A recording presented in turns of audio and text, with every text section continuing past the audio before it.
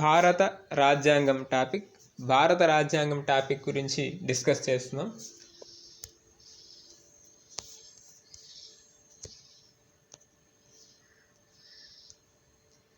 ప్రపంచంలోనే భారత రాజ్యాంగం విశిష్టమైంది. దీన్ని రాజ్యాంగ సభ తయారు చేసింది. 1946 నవంబర్లో క్యాబినెట్ మిషన్ ప్రణాళిక ప్రకారం రాజ్యాంగ సభను ఏర్పాటు చేశారు. సో ఇక్కడ 1946 నవంబర్లో క్యాబినెట్ మిషన్ ప్రణాళిక ప్రకారం రాజ్యాంగ సభను ఏర్పాటు చేశారు. So important point. నెక్స్ట్, రాజ్యాంగ పరిషత్ సభ్యులకు పరోక్ష పద్ధతిలో జరిగిన ఎన్నికల అనంతరం డిసెంబర్ 9, 1946న 389 మంది సభ్యులతో రాజ్యాంగ సభ మొదటిసారి సమావేశమైంది. సో ఇక్కడ రాజ్యాంగ పరిషత్ సభ్యులకు పరోక్ష పద్ధతిలో ఎన్నికలు జరిగాయి. సో డిసెంబర్ 9, 1946న 389 మంది సభ్యులతో రాజ్యాంగ సభ మొదటిసారి సమావేశమైంది. Important point. నెక్స్ట్, రాజ్యాంగ సభ పూర్తి కాలం అధ్యక్షుడిగా డాక్టర్ రాజేంద్ర ప్రసాద్ డిసెంబర్ 11, 1946న ఎన్నికయ్యారు.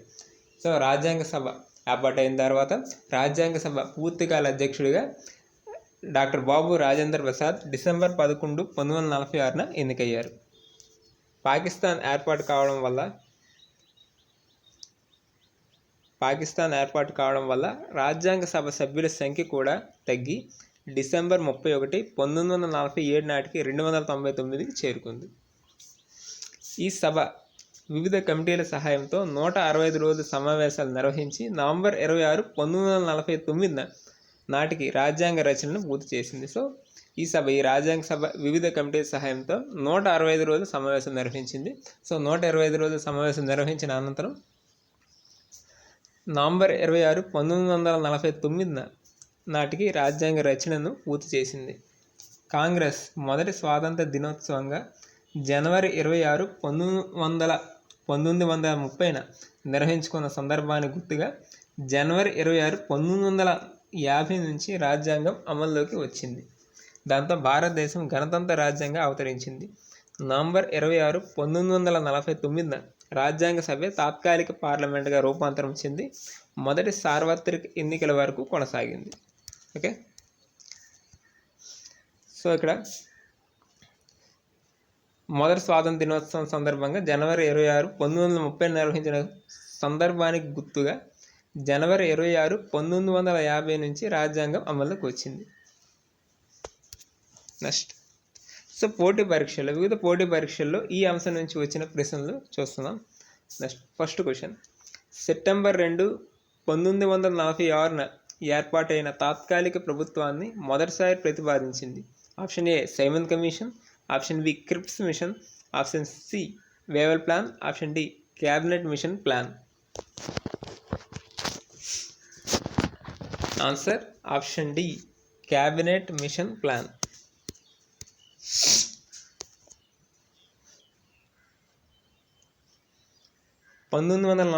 మార్చిలో మన దేశంలో పర్యటించిన క్యాబినెట్ మిషన్ ప్రణాళిక ఆధారంగానే రాజ్యాంగ పరిషత్ తాత్కాలిక ప్రభుత్వాలు ఏర్పాటయ్యాయి. ఈ క్యాబినెట్ మిషన్లో ఏవి అలెగ్జాండర్, పెదిక్ లారెన్స్, స్టాఫర్డ్ క్రిప్స్ సభ్యులుగా ఉన్నారు. సో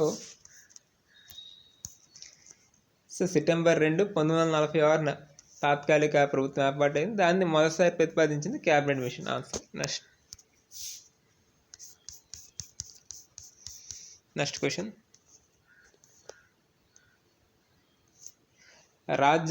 భారత రాజ్యాంగ రచనా committee chairman. Option A B N Rao, option B doctor B R Ambedkar, option C K M Munshi, option D doctor Rajendra Prasad. Answer B doctor B R Ambedkar. భారత రాజ్యాంగ కమిటీ చైర్మన్ ఎవరంటే డాక్టర్ బిఆర్ అంబేద్కర్. ఎక్స్ప్లెనేషన్ వివరణ చూస్తే, రాజ్యాంగ సభ ఆగస్టు 29, 1947న రాజ్యాంగ రచనా సంఘాన్ని ఏర్పాటు చేసింది. సో 1947 ఆగస్టు 29న రాజ్యాంగ రచనా సంఘం అనేది ఏర్పాటైంది. డాక్టర్ బిఆర్ అంబేద్కర్ చైర్మన్గా ఉన్న ఈ సంఘంలో 6 సభ్యులు ఉన్నారు. ఈ సంఘం రాజ్యాంగ ముసాయిదాను డాక్టర్ రాజేంద్ర ప్రసాద్కు ఫిబ్రవరి 21, 1948న సమర్పించింది. నెక్స్ట్ క్వశ్చన్, భారత రాజ్యాంగ నిర్ణయ సభ మొదటి సమావేశం ఎప్పుడు జరిగింది? Option A December 6, 1946. Option B December 9, 1946. Option C November 30, 1946. Option D November 3, 1946. Answer option B December 9, 1946. భారత రాజ్యాంగ నిర్ణయ సభ మొదటి సమావేశం డిసెంబర్ 9, 1946 జరిగింది. Next 4th question. భారతదేశంలో రాజ్యాంగ పరిషత్ ఏర్పాటుకు సిఫార్సు చేసింది. ఆప్షన్ ఏ మౌంట్ బాటన్ ప్రణాళిక. Option B Cripps mission. Option C cabinet mission ప్రణాళిక. ఆప్షన్ డి భారత ప్రభుత్వ చట్టం 1935. సో ఆన్సర్ క్యాబినెట్ మిషన్ ప్రణాళిక. సి క్యాబినెట్ మిషన్ ప్రణాళిక. సో ఎక్స్ప్లెనేషన్ చూస్తే క్యాబినెట్ మిషన్ ప్రణాళిక అనేది రాజ్యాంగ పరిషత్ ఏర్పాటుకు సిఫార్సు చేసింది. సో ముందు మౌంట్ బాటన్ ప్రణాళిక, క్రిప్స్ మిషన్ సిఫార్సు చేయలేదు. క్యాబినెట్ మిషన్ ప్రణాళిక మాత్రమే భారత రాజ్యాంగ పరిషత్ ఏర్పాటుకు సిఫార్సు చేసింది. ఇప్పుడు భారత రాజ్యాంగ ముఖ్య లక్షణాలు, భారత రాజ్యాంగ మౌలిక లక్షణాలు గురించి డిస్కస్ చేస్తున్నాం. సో భారత రాజ్యాంగ ముఖ్య లక్షణాలు ఫస్ట్.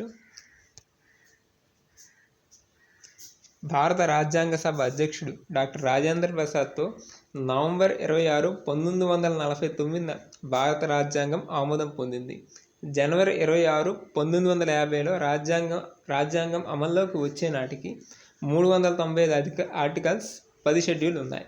Important point. సో జనవరి 26, 1950లో రాజ్యాంగం అమల్లోకి వచ్చింది. సో ఈ రాజ్యాంగం అమల్లోకి వచ్చే నాటికి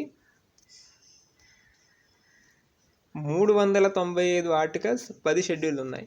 అమెరికా రాజ్యాంగం కంటే దాదాపు 5 రెట్లు పెద్దది మన భారత రాజ్యాంగం.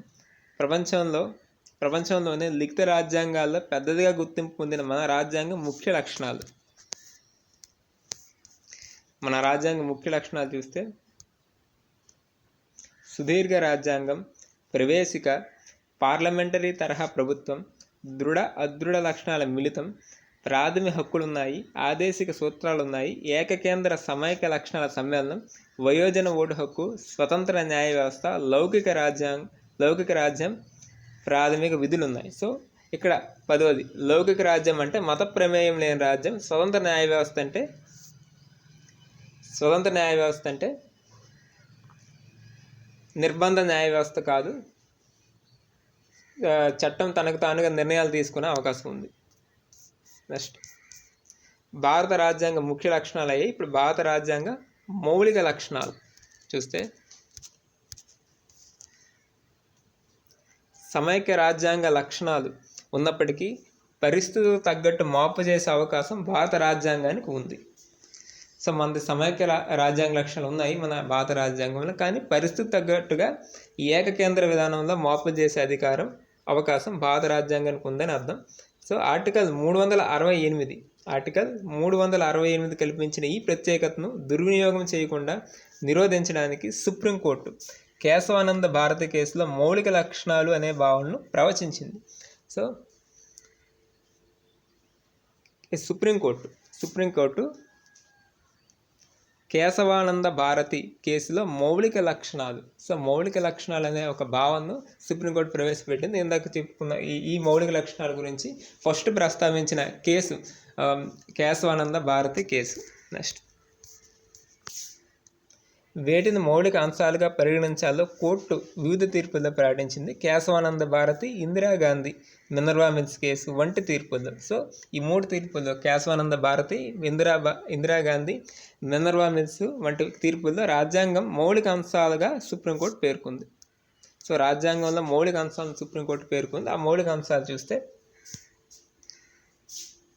రాజ్యాంగ ఆధిక్యం, లౌకిక స్వభావం ఉన్న రాజ్యాంగం, సమైక్య లక్షణాలు, ప్రజాస్వామ్య గణతంత్ర లక్షణాలు, శాసన కార్యనిర్వాహక న్యాయ వ్యవస్థల మధ్య అధికారాల విభజన. సో ఈ శాసన కార్యనిర్వాహక న్యాయ వ్యవస్థల మధ్య అధికారాలు అనేవి విభజించబడ్డాయి. సో నెక్స్ట్ ప్రాథమిక హక్కులు, ఇది కూడా ఒక మౌలిక లక్షణాలే. సో జాతి ఏకత, సమగ్రత, జాతీయ ఏకత, సమగ్రత, సంక్షేమ రాజ్యాన్ని నిర్దేశించే అంశాలు, సర్వసత్తాక స్వభావం, దేశ ప్రజాస్వామ్యం, ప్రవేశిక. సో ప్రవేశికతో కలిపి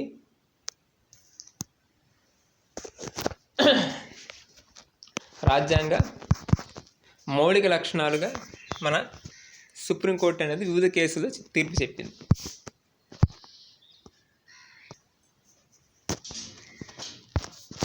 నెక్స్ట్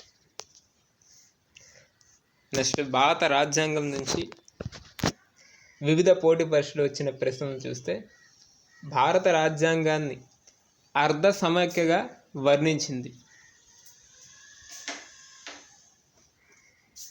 సో భారత రాజ్యాంగాన్ని అర్ధ సమైక్యగా వర్ణించింది. Option A K C Wheare, option B Austin, option C Appleby, option D Morris Jones. Answer A K C Wheare. So explanation చూస్తే,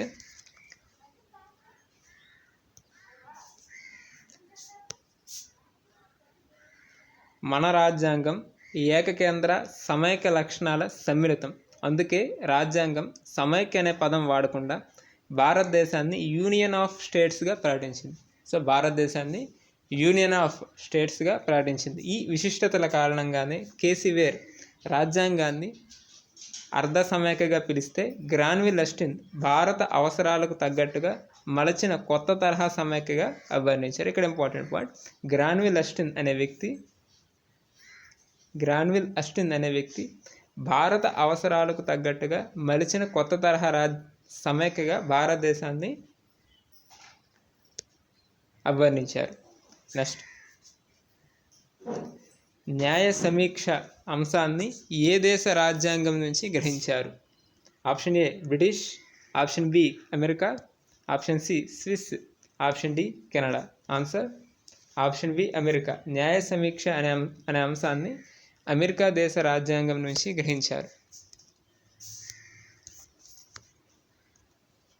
మన రాజ్యాంగంలో ఎక్స్ప్లెనేషన్, ఈ క్వశ్చన్ ఎక్స్ప్లెనేషన్, మన రాజ్యాంగంలో అనేక అంశాలను వివిధ దేశాల రాజ్యాంగాల నుంచి గ్రహించారు. న్యాయ సమీక్ష ప్రాథమిక హక్కులను అమెరికా, క్యాబినెట్ తరహా పార్లమెంటరీ వ్యవస్థను బ్రిటిష్, ఆదేశిక సూత్రాలను ఐర్లాండ్, ప్రాథమిక విధులను సోవియట్ యూనియన్, ఉమ్మడి జాబితాని ఆస్ట్రేలియా రాజ్యాంగాల నుంచి గ్రహించారు.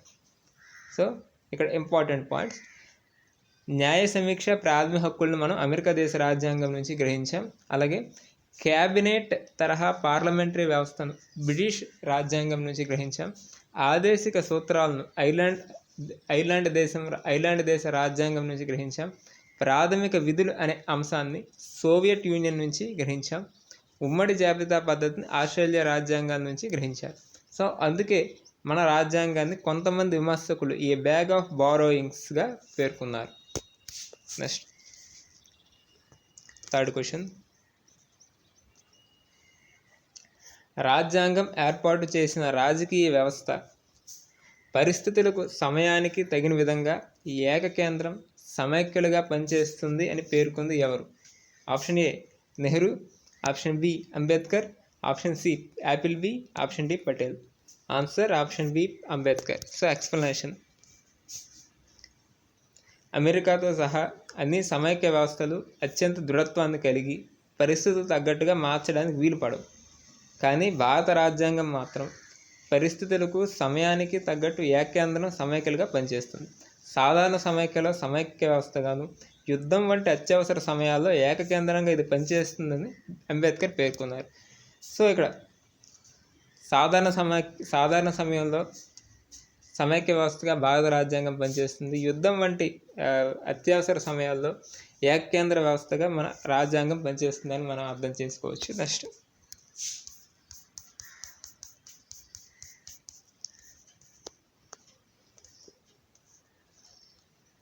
నెక్స్ట్ ఫోర్త్ క్వశ్చన్, వీటిలో భారత రాజ్యాంగంలో మౌలిక అంశం కానిది? ఆప్షన్ ఏ సమన్యాయ పాలన, ఆప్షన్ బి ధర్మ నిరపేక్షత, ఆప్షన్ సి స్వతంత్ర నిష్పక్ష నిర్వచన తత్వం, ఆప్షన్ డి ప్రాథమిక హక్కులు. ఆన్సర్ ఆప్షన్ బి ధర్మ నిరపేక్షత. ఎక్స్ప్లెనేషన్ చూస్తే ఈ క్వశ్చన్కి, రాజ్యాంగంలో మౌలిక అంశాలు లేదా మౌలిక నిర్మాణం అనే వాటిని పేర్కొనలేదు. ఆర్టికల్ 368 రాజ్యాంగ సవరణకు లభించిన అవకాశంగా చెప్పవచ్చు. ఆర్టికల్ 368 ద్వారా రాజ్యాంగ నిర్మాతలు ఆశయాలకు విరుద్ధంగా రాజ్యాంగంలో మార్పులు చేయకుండా నిరోధించడానికి సుప్రీంకోర్టు ఈ భావనను ప్రవచించింది. 1973 అంటే రాజ్యాంగంలో మార్పులు చేయకుండా నిరోధించడానికి సుప్రీంకోర్టు మౌలిక అంశాలు అనే భావన ప్రచురించింది. 1973లో కేశవానంద భారతి కేసులో, ఇంపార్టెంట్ కేసు, 1973 కేశవానంద భారతి కేసులో మౌలిక అంశాల భావనను పేర్కొంది. Important point. వేటిని మౌలిక అంశాలకు గుర్తించవచ్చు సుప్రీంకోర్టు వివిధ తీర్పుల్లో ప్రకటిస్తుంది. Next 5th question, introduction to the constitution of India గ్రంథాన్ని రచించింది. Option A M V Pylee, option B H J. Laski, option C D D Basu, option D B B Dayal. Answer option C D D Basu అనే వ్యక్తి ఇంట్రడక్షన్ టు కాన్స్టిట్యూషన్ అనే గ్రంథాన్ని రచించారు.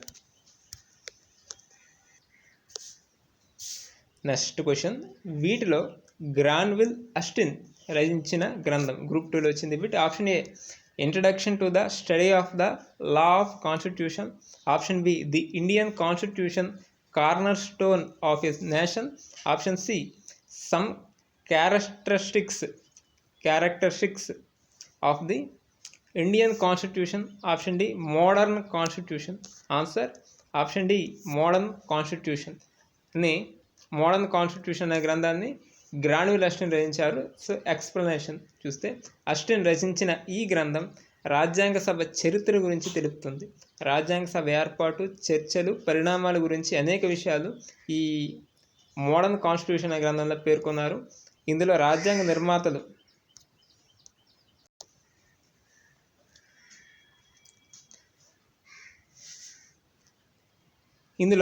నిర్మాతల ఆలోచనలు, ఆశయాలు తెలుసుకోవచ్చు. ఈ గ్రంథంలో అస్టిన్ రచించిన మరో గ్రంథం working A democratic constitution the Indian experience 1950 నుంచి దేశంలో జరిగే ప్రజాస్వామ్య రాజ్యాంగ పరిణామాలను విశ్లేషిస్తుంది.